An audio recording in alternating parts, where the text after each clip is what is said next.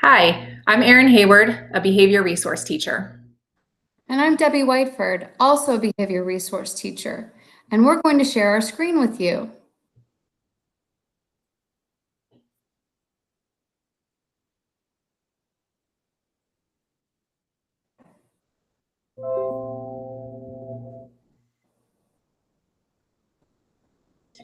Today's topic is transitions between activities. Our learning goals for today are: what is a transition? Why transitions are so challenging for kids? What do transitions look or sound like? And when can we use strategies? What is a transition? Well, transition refers to a change. There are several types of transitions. We can have transitions between activities, such as moving from a preferred to a non-preferred task, like from a game to a chore, or from the iPad to an assignment. And we can have transitions between multiple settings, such as moving from the kitchen to the bathroom or from home to school. Okay, we have all been here before.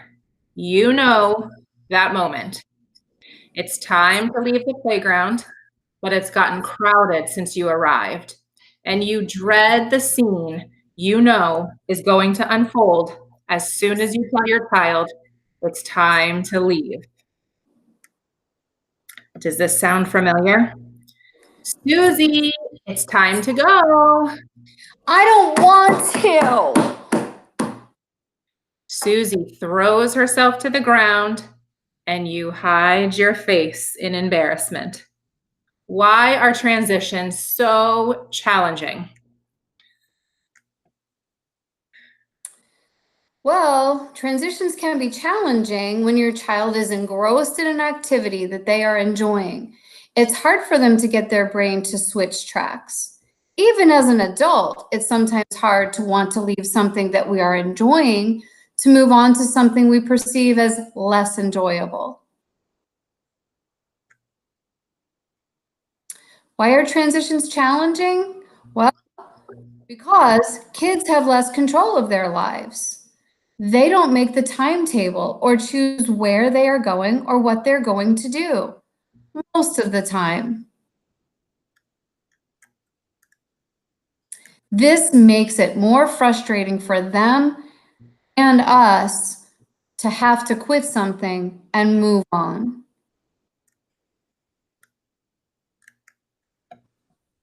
Okay, parents, this slide has a lot of information on it. This is the meat and potatoes of transition strategies and what we can do to help us and the child when we're asking them to transition from one activity to another.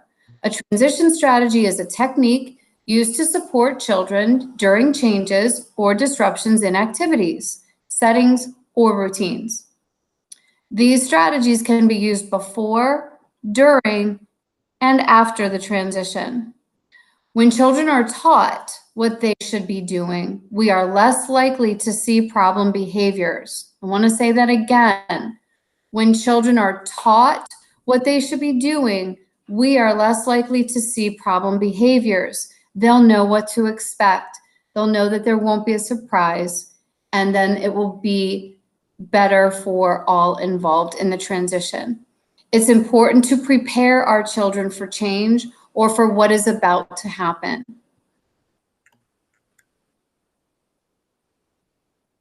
This is not a one and done. We're going to need to practice, practice, practice. When we are getting our children ready for transitions, we call this priming, cueing, or prompting. But no matter what you call it, it's important to prepare their brain for the change. Practice, practice, practice. Practice won't make perfect, but it will increase positive behaviors. So here are some transition strategies to consider. So the first thing we always want to do is prepare them. Give your child advance warning for how long an activity will last.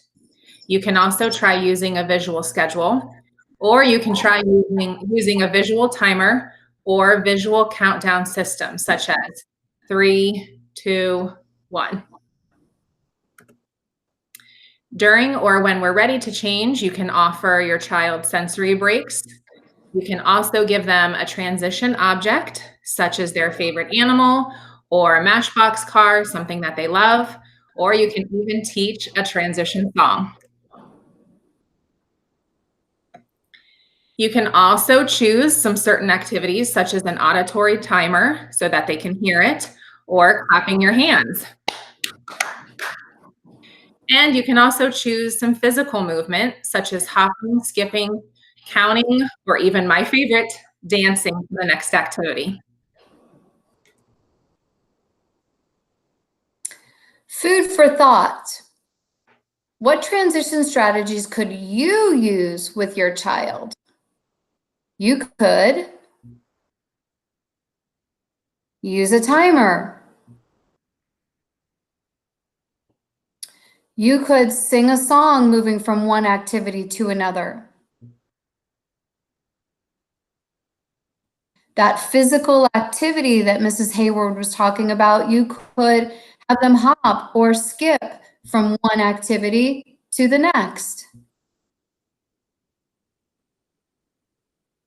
Giving them a favorite object, something small enough but valuable enough that it takes their brain from the activity that they're leaving to the task that you want them to move to. And lastly, a visual countdown. It can be your cell phone with the timer on the cell phone. It could be that counting down, the 3, 2, 1. Or it could even be as simple as a visual schedule, moving the eyes from the activity that they're involved in to what's coming next.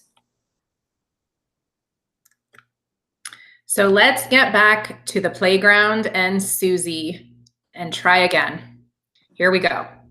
Susie, we're going to go to the park and play for 30 minutes. At the 25-minute mark, I'm going to set a 5-minute timer. When the timer goes off, you'll have 5 more minutes to play.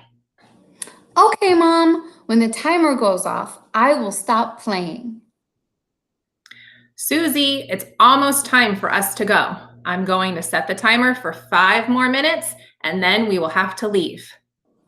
Setting the timer, 5 more minutes, timer goes off. Okay, Susie, the timer's going off. Susie walks over after she sees and hears the timer. Great listening, Susie. I love the way you stopped playing and walked right over to me. Let's go skip to the car together. Okay, Mommy, let's.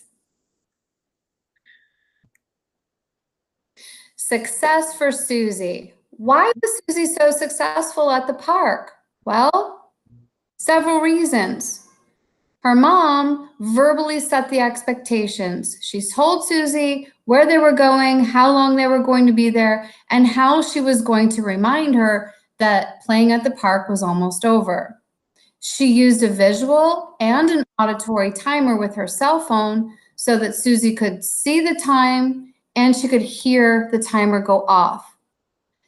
Mom verbally praised her behavior, making good choices when the activity was finished, and she even gave Susie an alternate activity for transitioning from the park back to the car. All great decisions.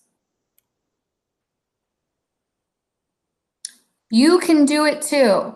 Practice won't make perfect, but it will increase positive behaviors. So remember, practice, practice, practice. If you need more assistance with behavior, first, reach out to your child's teacher. Say you need help with behavior. They will reach out to district staff on the behavior group, like Mrs. Hayward or myself. District staff and or your child's teacher will connect with you to set a time to meet on a virtual platform or via phone. We hope you enjoyed today's lesson and training. Thank you so much for participating. We'll see you soon.